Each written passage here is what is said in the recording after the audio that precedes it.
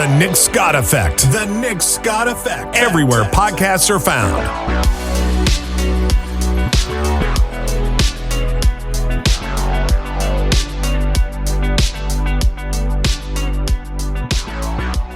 You were referred to me by our mutual friend Kate Boytek. How do you know Kate? I guess you've done shows together. Yeah, well, actually, we did some acoustic stuff together. I know her through one of my buddies from college, Wes, okay. And yeah, that's how I met Kate, and we got a show coming up. I think it's Wood Chopping Festival in Webster Springs. Yeah. So we're gonna do that one together. So I think that'll be our first like full band, doing stuff together.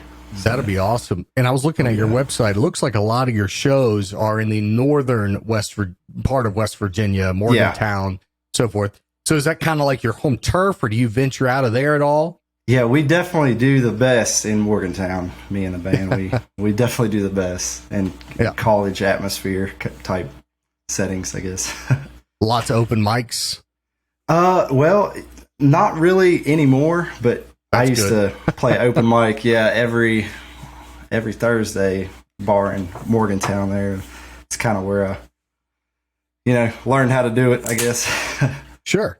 Now, what kind of inspired you to start getting into music? And that's something that's always fascinated me with anyone from any genre, from any walk of life. I started in a band and then got into radio and then got into DJing, but there's always a start. What led you into music? Well, my whole dad's side of my family, they sing in church and they're super good. Every single person in my dad's side can sing and stuff. But I always listened to them sing and stuff, and just was always around it. But I think I didn't pick up the guitar till I think it was my freshman year of college. Just a lot of downtime in college. So freshman year of college. That's a late start on the guitar. That's crazy. Yeah. I was getting ready to turn 19 right before I started. So did you take any formal lessons, or you just go to the old interwebs and? Yeah, Marty Shorts. That's I've used Marty Shorts. Yeah. Shout out to Marty Shorts. Yeah, shout out if you're watching, Marty. Love you. He taught, and I say he taught me, his YouTube taught me how to play, I want to say Shook Me All Night Long by AC/DC. And there was another one I watched of his, and it taught me, I think it was the solo for, by the way, I play guitar as well. It was the solo for, Nothing Else Matters by Metallica. Yeah. I wanted to learn that solo because it starts with a double stop. And it rings out, and then I love double stops. I know there might be some non-guitar nerds listening to go, "What the hell's a double stop?" But and so I was like, "All right, But Marty Short, and that dude's killing it. There's a lot. That's a fascinating realm of business. The people that have cultivated a teaching platform on the internet, and they develop these programs to teach folks guitar or to sing or songwriting, and they make a very good living doing it. Oh yeah, I'd say he's probably doing pretty good. So, did you subscribe to his? Service yeah, I'm subscribed to a couple of them. I'm trying to think of the other ones there. I'm drawing a blank now. But so, what made you pick the guitar up at 19? You said you just had a lot of time on your hands, or? Yeah. A couple of my buddies had them, and my grandma she had an old guitar, and she gave it to me back when I was probably in 6th grade, and then it just sat in a closet for till I was 19 in college. Yeah, so it sat in there for a while, and then I just decided to put some strings on it. I did. Sure. I actually the bridge. It didn't even have a bridge on it, so I played without the bridge. I didn't even know that was a thing until one of my. No bridge. So was it just strings straight on the the strings must have been right on the fretboard. Yeah, wow. Exactly. Yeah, it was. Gosh. Yeah. How were you able to even get any tone out of the chords you're playing at the higher end of the neck, or low end of the neck, I should say? Yeah, I was cowboy chording everything, I guess. It's crazy. Those some of those stories about old guitars are fascinating to me because sometimes folks have no idea what they have in a family heirloom. For example, a friend of mine, his grandpa gave him a guitar that he bought from Sears in like 1957 or something. 1957. And come to find out, it's a 1957 Gibson J45. Yeah, that's pretty good guitar. The thing's worth probably more than my truck, you know, and he bought it at Sears for $60 or something in 1957. And now it's worth tens of thousands of dollars. So what was the guitar your grandma gave you? It was just like your standard beginner Yamaha type deal. Okay. It had a bunch of, I guess, whoever had it before had kids or something, they wrote all over it and stuff. But I wish I had it here still. I gave it to my sister, but there was all kinds of writing on it. So I just had, every time I played somewhere, I just have everybody sign it. So I mean, there's hundreds of signatures on it, just random people, man. Well, there's a lot of sentimental value that come with instruments like that. For example, I might have to walk over here and grab it and show it to you. I've shown it in this podcast like 6 times because it's my baby. Yeah. I have a 2013 Gibson Les Paul Standard that my wife got me for Christmas this past year. Nice. And that's my baby, man. Yeah. And that's going to get passed down to the kids when I'm no longer around, and hopefully they'll pass it down, but it's crazy how, as musicians or artists or creatives, I like to call ourselves creatives, whatever we are, there are things like that we attach to sentimentally, you know what I mean? Like a cheap old guitar. Yeah. Yeah, for real. So what is your approach to songwriting? And I love that question, because some folks, when they're in a good mood, will write songs about living life and partying and having a good time. And then, of course, there are the songs where there's heartbreak and breakup. Yeah. Yeah. I definitely probably lean towards, I think Jason Isbell said this is like, the only time you really sit down to write a song is when you're sad or something. When you're having a good time, you're not going out there and, coming back home and writing. Sometimes it's just self-reflection. That's what it is for me, just kind of reflecting on where I am, where I want to be, and, trying to tell my story, I guess, a little bit. What do you feel is your biggest success so far in either digital or airplay? I definitely, I only have one single out right now, but it's called Ruint Without You, and it's been doing pretty good over the past year. It released last February, and I think it's over 200,000 streams, and I think that's about where it is now. But congratulations! Yeah, it's all the people up in the Morgantown area, they're always playing it, so it's awesome. Well, it's awesome. And that's how it starts. So last week I had Brian Vander Ark on. He's the lead singer of the band The Verve Pipe. And how old are you now, if you don't mind me asking, Brandon? I'm 24. Okay, so this is before your time. Yeah. I'm 40. I'm showing my age here. But when I was a freshman in high school, he had a #1 song worldwide, and it was The Freshman. Have you heard the song The Freshman by The Verve Pipe? I have not. Okay. I'll have to check Brian, it out. If you're watching this, I'm sorry. But I'm sorry as well. No, it was a massive, massive smash hit, and sent them into superstardom. And it was around 96, 97s when that song was huge. So I was 14 at the time, Yeah. But he told me that he wrote that song and played it in college bars at Michigan State University, because that's where he's from, and played it for like 2 years around the bars and stuff at Michigan State University. And he realized that, oh my God, this is going to probably turn into something and be successful. When he was walking through campus, it was a nice day, and he heard his little demo that he had been selling around campus blaring out one of the windows of the dorm, and it was The Freshman. Yeah. So you very well could walk in those similar footsteps around WVU and popularity of a song just in a college town like he did. Yeah, I think I'm always getting videos sent to me of people playing it out at parties and stuff. That's what you want. I mean, people listening to it, having a good time. I mean, that's what you want as a songwriter, I guess. So, your band, it's called Tupelo Drive, correct? Yep. They're killer. Why does Tupelo sound so familiar? Where did that name come from? So it's actually really funny. So, in college, I won't say the name of it, but I worked at an apartment complex, and we used to.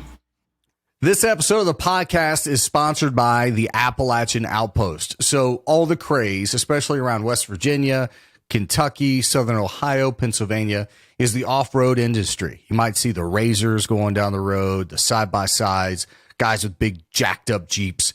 That's kind of the craze right now. So down in southern West Virginia, near Logan, West Virginia, the Appalachian Outpost came on the scene to serve that industry, the boom of off-roading.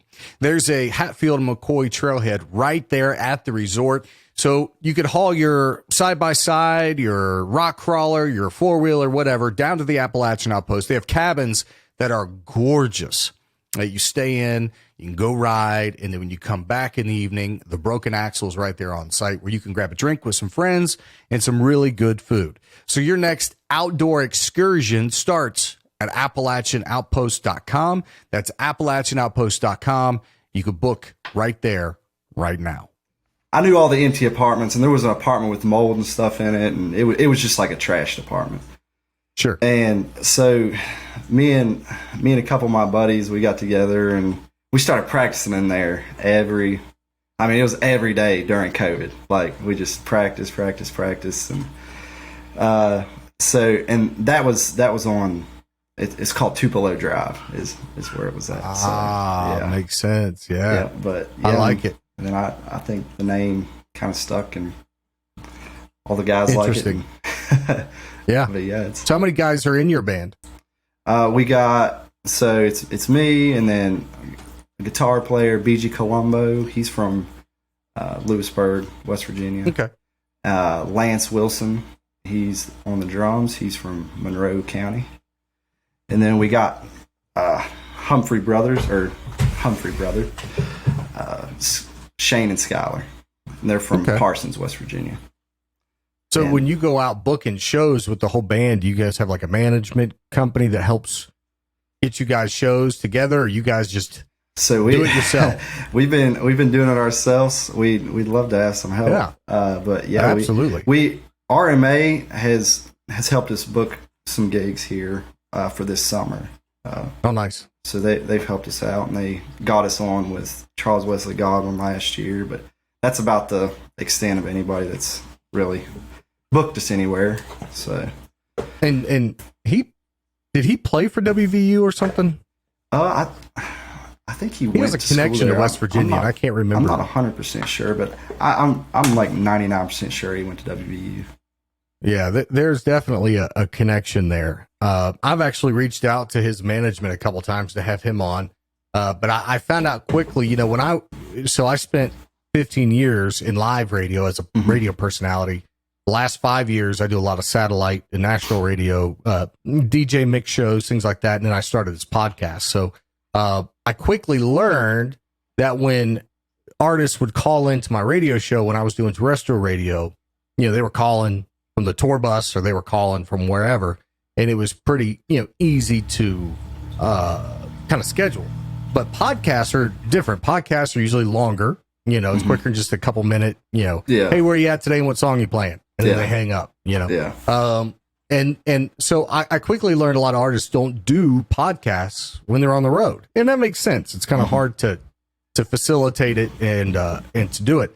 So I know he's doing a lot of shows, and I'm hoping that when he has some free time, maybe I can get him to come on the podcast. So I love his music. Yeah. It's really cool. He's good. Signed with Big Loud, I think, this past week. So I think so. That's pretty big. So have you had the opportunity to play in front of any record execs or anything like that? No, not yet. Well, not that I know of. So yeah, they could have been in the corner, right? If they were there, then they didn't reach out to me. Come through. Well, I tell you, something I want to share with you kind of around the top of the podcast here. It's kind of a cool moment. And this is the first time I'm talking about it on the show because I haven't recorded anything since. But I got a pretty good distribution deal, and you're my first guest that's going to be distributed. So awesome. All around West Virginia, there's a company. It's owned by my friend Doug Scaff. It's called HD Media, and they are the owners of the Charleston Gazette-Mail, the Herald Dispatch in Huntington, the Lincoln Banner in Lincoln County? Hold on, I have the whole list here. The Logan Banner, Wayne County, Cole Valley News, Williamson Daily News, Lincoln Journal, the Lincoln Sentinel. They literally have a footprint and I'll put the graphic up. They have a footprint. I don't know if you can see that or not, but it's all over the state of West Virginia. Oh, awesome. They have a reach of up to almost 1 million print and online readers and listeners weekly. And awesome. The Nick Scott Effect is on all those digital properties and listed. So no pressure, but a lot of people could be seeing you right now, Brandon. So awesome. Don't clam up on me. I'll try not to. Well, I mentioned that to say I'm thankful for the opportunity, and Doug, if you're listening, thank you for spreading the podcast out there, and it means a lot to me, and it's a wonderful thing to even new artists like you to help give, even if it is a small platform, somewhat of a platform to talk about yourself, your music, what you're doing, where you're going, and I think we all need that at some point in our careers. You know what I mean? I will not be opposed to that. Sure. So do you ever come down to Charleston, or that's where I'm at? I'm in Charleston. We're actually working on trying to get a show out there. We're talking to a couple venues out there, but I could probably lend a hand. My rhythm guitar player Skyler, he reached out to the Bucket, and I think they're going to get back to him with some dates, but not 100% sure of any. Don't have anything locked down, but hopefully we'll have something out that way. Well, if you come to town, man, you'll have to shoot me a text. I'd love to come out, meet you, catch a live. I'm a music nerd, so I love that'd be awesome. Live performance and everything. There's so many great venues in the West Virginia area, and I try not to pigeonhole this podcast just on West Virginia, but it's something that is close to home for you and I. Yeah. So there are so many great venues in Huntington, and Charleston, in Morgantown up by you. Is Ben Willie's still up in Morgantown? It's called, I think it's called Ivy now, but okay. The building's there. Yeah. So around 2009, I was doing a little bit mild, and I use mild strongly, touring myself so I'm a professional turntable DJ, and that's kind of, and I was going all these places on the East Coast, Ohio, Pennsylvania, whatever. And I remember being in talks with Bent Willie's to do a gig up there. And me and this guy were going back and forth. And I remember, we're talking over 10 years ago here, but I do remember there being a back and forth over money. And I remember I wanted more than what they were willing to pay, which, that's West Virginia, I feel like, for that. Right. Yeah. But the conversations just stopped there. It wasn't bad. It wasn't whatever. It's just I think we couldn't get on the same page, and it kind of just fizzled out. But I never heard back, and I've always wondered whatever happened to him and to Bent Willie's, and if they even use DJs anymore. So now you said it's something it's different. I don't know if it's the same management or anything, but I know I'm pretty sure it's called Ivy. I don't really go out anymore. But would they book bands like you? No. So they probably primarily just do DJs and stuff. Oh, okay. Yeah. So you're saying there's a chance. Yeah. You got it. But no, down here, so you have some great places. They just opened up a new Western bar on the boulevard, and oh my gosh, my friend Vicente just opened it, and it's driving me crazy. The name, I'll have to look it up and send it to you. Whiskey Rock? No, not Whiskey Rocks. That's a different one. But I'll Whiskey Glasses maybe. Oh, really? But anyways, that might be somewhere to think of, because it kind of fits right into your genre. And then some other places that the Bucket would be a great place. And I think there's a venue called The Barn. And there was a show on MTV circa 2012, 2014, where they followed a group of guys here in West Virginia. The one guy passed away, unfortunately. Oh, okay. But anyways, in the MTV series, it shows them partying at this family barn. Mm-hmm. And if I understand the story correctly, and if I'm wrong, I apologize to those folks that own it. They took that kind of notoriety from the show and opened the barn, which is like a bar grill. Yeah. And I know the Davison brothers have played there. Oh, okay. And a few other folks have played there. So that might be a few places to look at and check out as well. Yeah, no, I need to get back on booking. We kind of got our dates set now, and I'm going to start reaching out to all these venues and stuff. But yeah, it's a lot of work. People, from the outside, they think it's just playing, but it's a lot of behind the scenes stuff just to get there. So yeah. What are you guys planning on writing or recording any type of album or LP? Yep. So we actually just finished recording 12 songs. One's going to be a cover, and that we did that with Duane Lundy and out of the Lexington Recording Company in Lexington, Kentucky. But yeah, he's awesome. We recorded 4 songs back in October, and then we recorded the other 8. It was March 1st, I think, that week. So about a month ago. So we're really excited for everyone to hear it, and we're waiting to get all the final mixes and stuff back now. But we're hoping to have it out by summer at some point. So. Are you going to release it just digitally, like Spotify and Apple? And yeah, we'll probably do that. We're going to try some other avenues maybe and see if somebody might pick it up and maybe put some money behind it or something. But yeah, like an independent distribution or something like that. Yes. Yeah. But yeah, Do you have an album name? Do you have a name for the record? So we've kind of been up in the air with me and my guys because it's not just me. This is a team effort. We've all put a lot of work into it. But I think we're thinking about calling it "Learning the Hard Way." I think something like that.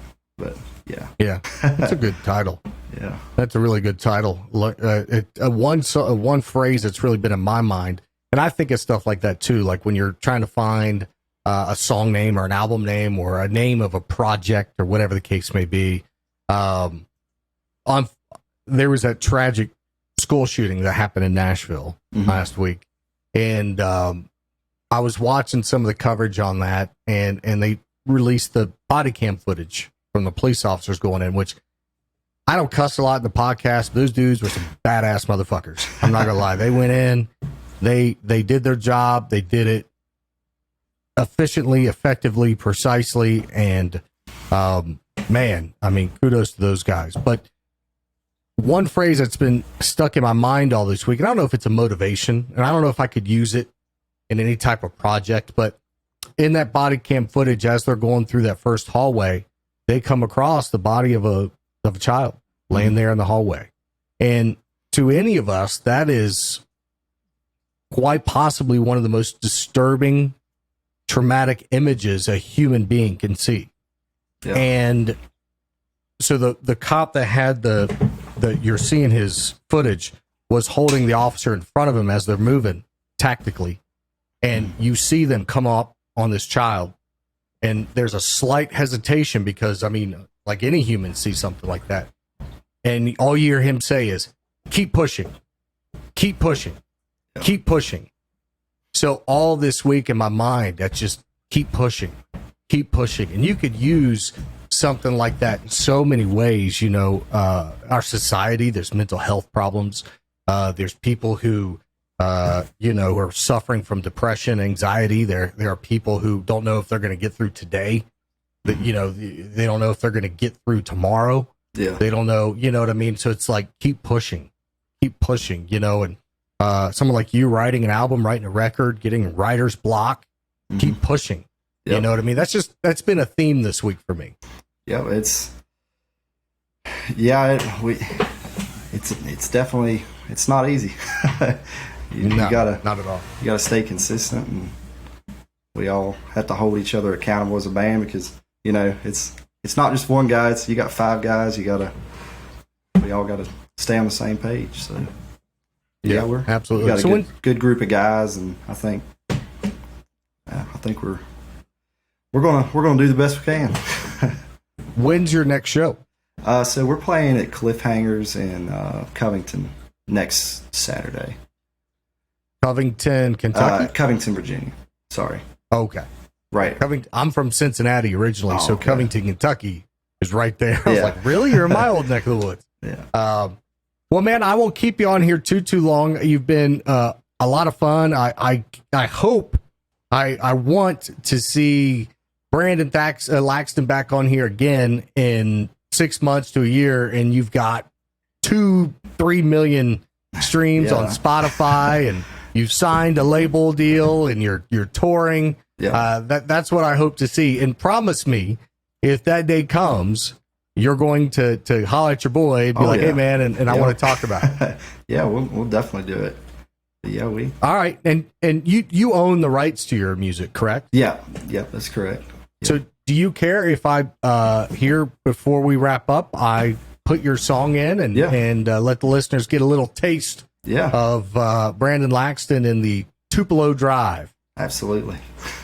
And what's the name of the song? Go ahead and tell us the name and the inspiration behind it. It's Ruint Without You, and just about a girl, and just I'll leave it up to the audience to interpretation. I'll leave it up to interpretation. Yeah. It's about a girl. Yeah. It's always about a girl. It always is. It's funny, a friend of mine is a songwriter, and every song he brings to me that he's writing, and he'll ask me like what I think of this or that. Mm-hmm. And it's always about a girl. And it's always about a blonde girl with blue eyes. Every song, a blonde girl with blue eyes. Well, this one, the first line is blue eyes on this one. So, Brandon, here's what's funny. This guy, his wife has black hair and brown eyes. Oh, man. I'm like, who are you writing about, bro? Who are you writing about? It just works better. Let's check out Ruint Without You, Brandon Laxton, and Tupelo Drive.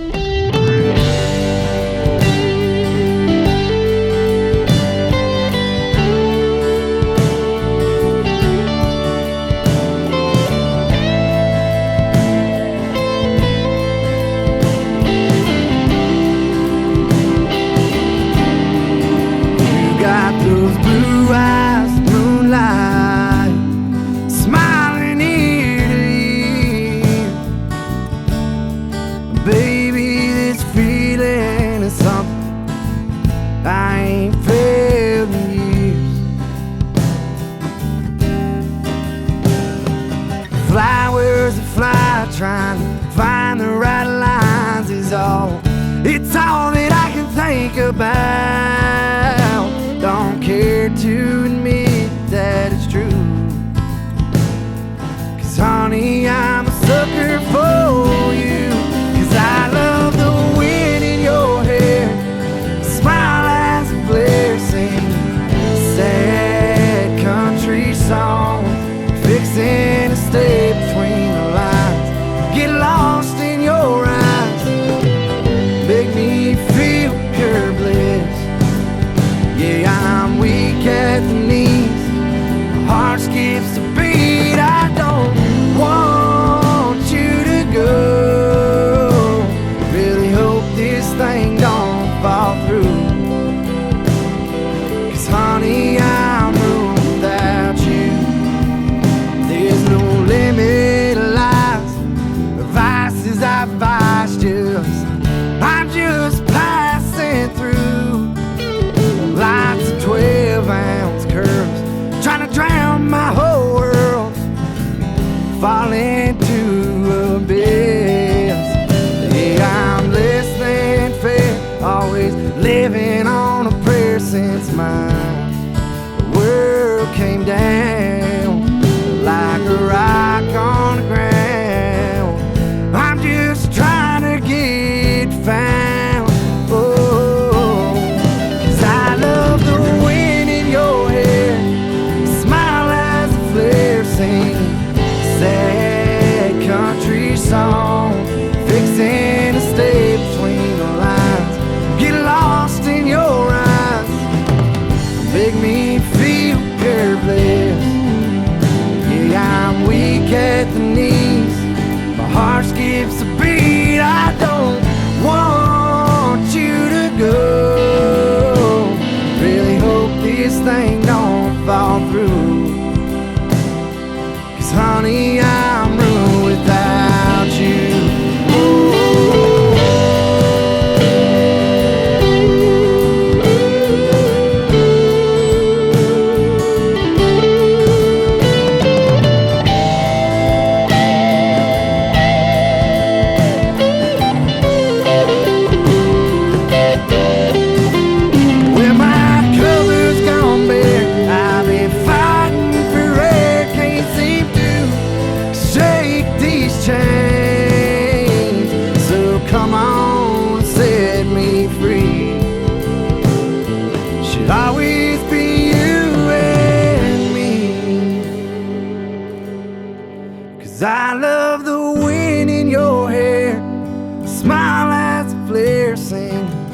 sad country song, fixing to stay between the lines, get lost in your eyes, make me feel pure bliss.